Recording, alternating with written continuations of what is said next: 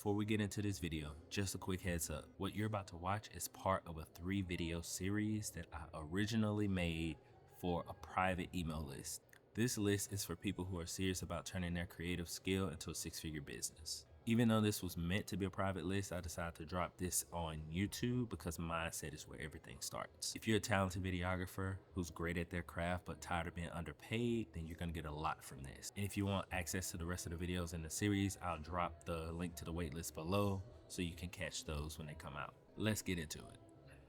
What's up, everybody? Thank you for joining our list. We want to make sure that you're fully prepared and able to go out and earn what you're supposed to be earning as a videographer and as a content creator.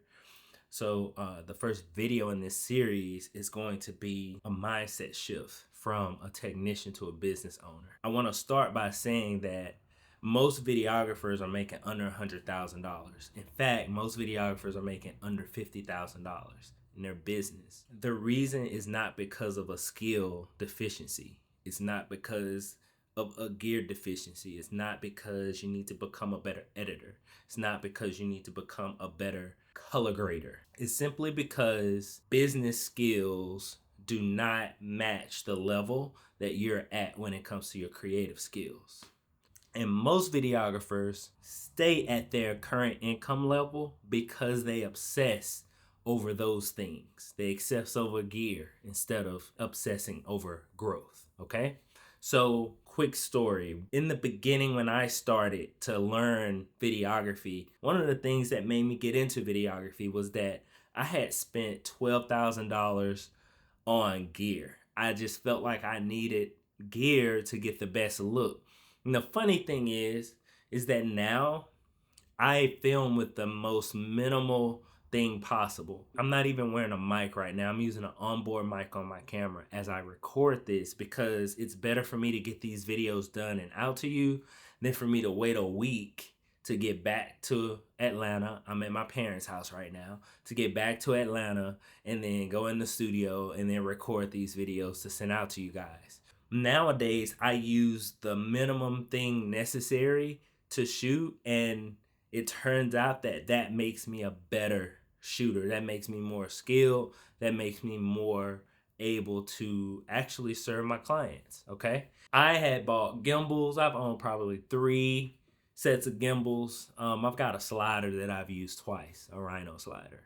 I started off on the M50, the Canon M50, for those of you who know. The next camera I wanted was a full frame camera. It was the EOS R when it first came out. I think that camera was $2,500 when it first came out. Bought the Canon EOS R, and then when the Sony a7S III came out, bought that. That was $3,500. Then bought 2 FX3s. Then bought another FX6. So like I was buying all of this gear. I was justifying buying that gear with, oh, I'm gonna need this, it's gonna make it more convenient for me to do this thing. I bought the FX6 because it was just more convenient and faster for me to show up, be able to set everything up. And I still stand by that, but that wasn't a necessity for the business. And even though my business, by the time I bought my FX6, my business was doing very well, we still have to understand the emotion behind us wanting to spend money on gear versus the logic behind us needing to spend money on understanding how our clients think, feel, and act, okay? A few of you that are watching this are gonna think, number one, you're gonna think that if I get better at editing, clients are gonna pay me more. And if you believe that if you get better at editing, your clients are gonna pay you more, I want you to ask yourself, what do you need to get better at editing? Like, what phase of editing do you need to get better at that your clients would even notice enough to pay you more? How does that conversation happen? I would argue that clients care more about speed in editing. So if you needed to get better in that way, then I would say that you're right. I used to edit recap videos, and it used to take me about 4 to 6 hours to edit one. And my mentor asked me, you know, Ryan, how long does it take you to edit an event recap video? And I was like, about 6 hours. And I thought he was going to be impressed. And he was like, what?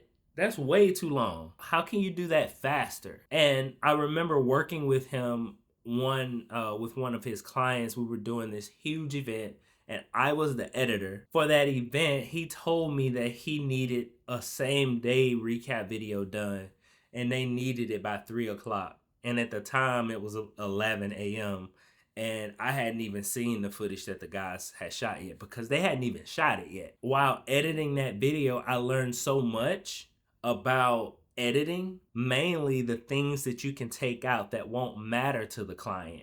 And I had to edit less to be able to satisfy that demand of getting that video done that day. They showed it to the audience, everybody was amazed. And that was one of the key and pivotal moments that solidified my reputation in my industry amongst the people that I worked in and around. They were just like, you know, Ryan's company is going to get it to you really quickly. And we stand by that. We continue to do that. And so editing better, maybe editing faster, definitely. Another thing some of y'all are probably thinking is that, well, I'm not a business person, I'm a creative. And I would agree with that, okay? You're creative. I would just like to adjust that though. You're a creative, not a business person, but you are a creative who does business with people. Because doing business with someone means that you trade value to get value back. The value that you trade is in your equipment rentals, and you get money back for that. So you do business. Even though you're not a business person, you're doing business. And I think you would agree that if you are going to be doing business, then it's good for you to understand the rules to business in order for you to win. Let's say you tried a new sport and you just went out there and played without knowing the rules.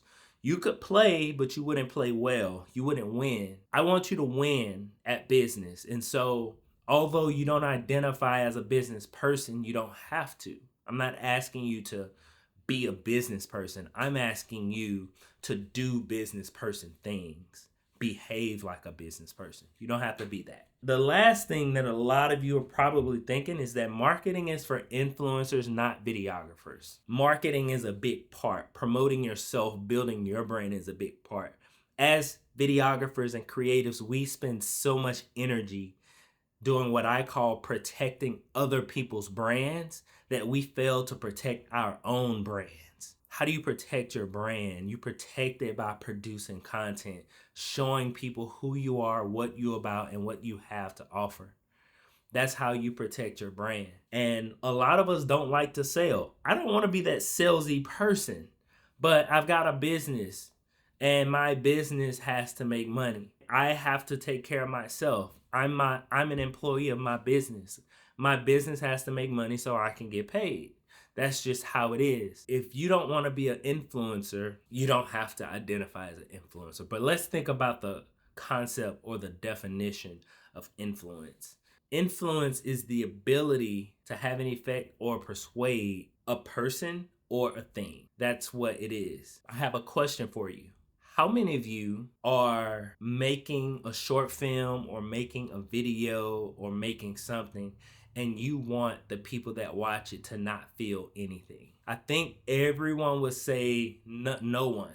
We all want people to feel something when they watch our content. That's because we want our content to influence those people. We may not identify as influencers. However, we do understand the importance of influence because we do it through our content for other people. Now we have to do it for ourselves, okay? I'm gonna talk about 3 things. First, I'm gonna talk about the technician trap, trading time for dopamine and not dollars, okay?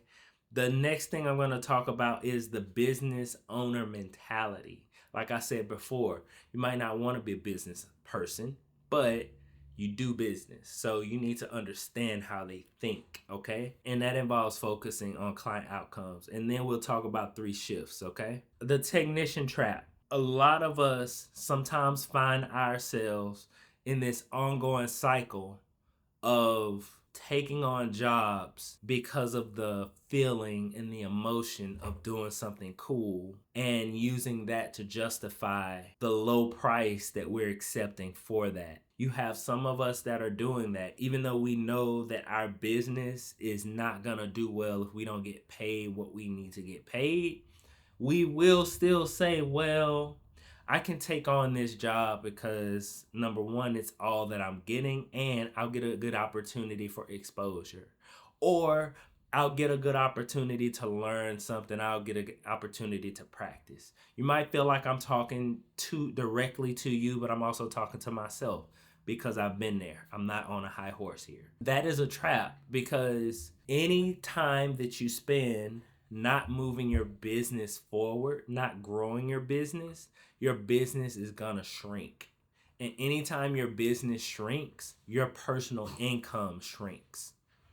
I'm gonna say that again. Anytime you are not moving your business forward, it's not growing. And anytime it's not growing, it's shrinking. And when it's shrinking, your income is going to shrink. How many times have you experienced making it to the end of the week? You've got 4 projects piled on top of each other, and you've already spent the money that you're supposed to earn for those projects on bills, on whatever. No shame here. It's just the fact that because our hearts are so connected to what we create, we can sometimes make the wrong decision for the right reasons. Because of that, we put ourselves in a bind and we stay in that cycle that we can't get out of. That starts with us turning down things that feel like an opportunity. When we meet someone famous and they say, hey, you're the best shooter that I ever seen, I want us to work on a movie together. That feels like an opportunity, but we don't know if that's an opportunity for us or if that's an opportunity for them. And so we aren't clear on our direction, so we go and we work with that person, and that person who might be our hero turns into someone that we wish we had never met, because we had a nice idea about who they were, and who they really are is not our ideal client. We would have been better off just thinking that they were, or thinking that they could be, and saying, you know what, I would love to one day get a chance to work with this person, and just smile and think about that. Because actually working with them, it turns out that that was an opportunity that we gave them, and we didn't get any benefit from it besides having content of them. But in this social media age, there's not a lot of value of having shots of a famous person, because everybody's famous and everybody's got a camera. So if we continue to let our hearts lead us into our decisions on who we work with and who we don't work with, we will fall in love with ideas and constantly get into bad relationships, and that will not be helpful for us long term. Our business will get hurt. We'll end up having to go and get a job or something. And personally, being a full-time videographer, I don't want to go back. Okay? I don't want to go back to work. I'm good. I just want to keep my freedom. The next thing that we're going to talk about is the business owner mentality, which is focusing on outcomes. Most business owners believe that in order for them to make a profit, they have to make money on everything that they invest in. As a video producer, as a creator, as a creative, when someone comes to you or approaches you about doing a video for them or doing some content for them, it's important that you understand how this is going to benefit them beyond what we usually hear. You know, everybody says that you need content in your business. Everybody says you need branding, but who can actually explain how that is going to translate to dollars? Or who's going to be able to explain how investing in this content is going to actually pay off in the future? So a good example of this would be when I got contacted by a young lady who had been following me on Instagram for a while. She was very engaged into my content, and she booked a call with me. I got on the phone with her and she said, Ryan, I've been waiting for a couple of years to work with you. Now I finally got my money together. I got all of my stuff together. I want you to do a video to live on my website. Me thinking, okay, you want a video to go on your website. Cool. How much traffic does your website get, or how are you going to get traffic to the website?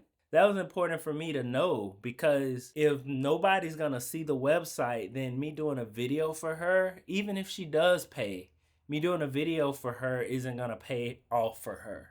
I want the video to pay off, because the more money you make as my client, the more you can use my team to make more content. I asked her a few questions, and it turned out that there were some things that she still needed to do before hiring us to make a video for her website. And she was appreciative that we had that conversation. Had we not had that conversation, then I would have just charged her our fee, and then we would have done the work. She would have had a beautiful video, and it wouldn't have done anything for her. And I told her, I said, hey, I'm still very happy to do the work for you, but I do need to let you know that if your website's not getting any traffic right now, and you don't have a way that you're gonna get it traffic, this isn't the first thing that you need to pay for. We approach clients like that on a regular basis because that is how they think. And they trust us because of that. And you may be thinking to yourself, well, Ryan, you missed out on a payday. And maybe I did. But what I nailed was earning trust with that person, actually helping that person. And when we take that approach with all of our clients, they trust us. And when they trust us, when we tell them something, they don't believe we're just trying to get money out of them. Because of that, whatever we say it costs, that's what they accept. They say, okay, cool, and they pay it. It's very important to have that mindset shift, because as a business owner, you think about how this content is going to help you make money later. As a consumer, as a person who is buying content, as a person who is using content for the joy of it, you just think about how that content is going to make you feel. Okay. So, content for others, content for business owners, how is it going to make their audience feel, and how is that going to help them benefit? For people who are consumers, it's how is it going to make them feel? The last thing is it's three things actually. It's the three shifts that you need to make, okay? The first, you need to sell solutions, not videos. The second, you need to build systems, not habits. And the third, you need to schedule your business development like it's a shoot. For number one, selling solutions, not videos. When you sell videos, you're saying, okay, if you want this video and that video and this video, that's gonna cost you this amount of money. Well, going back to my last example, when that young lady said, hey, we want this video, I could have given her the price for it. And I actually did, but I also let her know that that video is not a solution to your problem. Your problem is you need traffic. And so that $3,500 that you were gonna pay us to do a video, you need to allocate that to get you traffic so you can get leads, so you can get sales, to make more money, and then we can work on that video. The next thing is building systems, not habits. So one of the number one things that keep videographers from being able to grow their business is that they never have time to grow their business. And they never have time to grow their business because they're always working. And they're always working because they're always underpaid. They have to continue to take gig after gig after gig after gig. And after working 48 to 60 hours in a week, you don't have the capacity to be thinking about what you're going to do to grow your revenue. All you can think about is where you're going to get your next customer from. And so that's a very real place that a lot of people are in. It's hard for them to transition to a place of systems. A system is an automatic process that happens whether you do something about it or not. Currently, I post 4 times a day on multiple platforms. That happens, we create content, we write the captions, we schedule it, and it gets posted. It happens whether I do anything or not. My team is gonna do it. I don't have to record anything else. We've got a lot of content that's already recorded, and we can continue to put out that content. That's helpful for me because at one point in time, I was trying to post 4 times a day and I'm the editor and I'm doing the content. It's doable, but it's not sustainable. I was super duper busy and I could do it until my clients had an event, and then I wouldn't post at all while I was working because I just don't do that. And so now I don't post at all, but I post every day. And it's because we fell to the level of our systems, and that system that I have allows me to do that. Now, you might be thinking, well, Ryan, that's great. You got an editor. I don't have an editor. I've been looking for an editor for a long time. I need help with that. You don't have to start with editing. Building a system allows you to automate something that you would otherwise have to focus on and do yourself. If you don't have team members in your business, there's still a way you can build systems. You can do it through automation on the computer. You can set up processes that will happen for you. For example, we have a folder, a watch folder that's set up that when we dump footage at events, it automatically transcodes it and creates proxies for us. That makes it easier for us to process our footage. There's other ways to do it. And then another thing that you can do, it's not exactly having a system, but it is a way for you to give yourself more room and more space. That thing is creating a procedure. A procedure is just a list of steps that help you do a thing. And the reason why that's important is because of something called decision fatigue. As a creative, have you ever been editing for hours and hours and hours and hours and hours and you hit a block and you're just kind of stuck? But you come back the next day and it's like, oh, I need to change this, and this. You're fresh. That's because the night before, while you were editing, you experienced something that's called decision fatigue. Decision fatigue means that you make thousands of decisions every day. So anything that you can do to eliminate a decision helps you to stay fresh. And so the more decisions that you have to make a day, the more tired you're going to be. But if you make a list, a procedure of something, you already made that decision. You just check off the list and it helps keep you fresh. Okay, that sums up the first video in this series. I'm sorry about the lighting. I hope it wasn't too much of a distraction. I'll grab a better location for these next couple of videos, but I hope that this was helpful. If you have not joined the school yet, join the school right now. The link will be below in the email. And then if you haven't joined the wait list for the challenge, join the wait list for the challenge. I love y'all, and I'll see y'all in the next video.